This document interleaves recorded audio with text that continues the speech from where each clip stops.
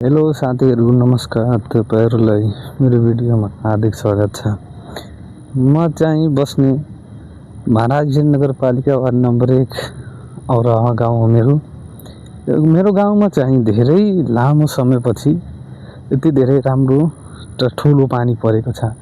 म तपाईहरुलाई आज देखाउने छु। हाम्रो हेर्नुस्, यो भ्यू रहेको छ, हेर्नुस् हाम्रो गाउँको। अनि यहाँ पानी चाहिँ आइसकेको छ, हेर्नुस् पुरै पानी भरिएको छ, हेर्नुस् तपाईहरु हेर्न सक्नुहुन्छ। हाम्रो यहाँ धेरै लामो समयपछि पानी परेछ, किनकि यहाँ हाम्रो पानी परिरहेको थिएन।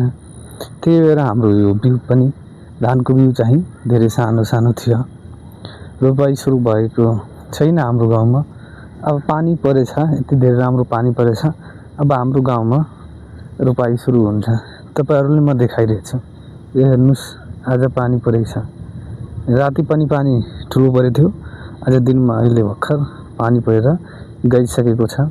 यो हेर्नुस् अहिलेको मौसम कस्तो राम्रो रहेको छ र पानी परेपछि हेर्नुस् कस्तो राम्रो देखिएको छ मौसम।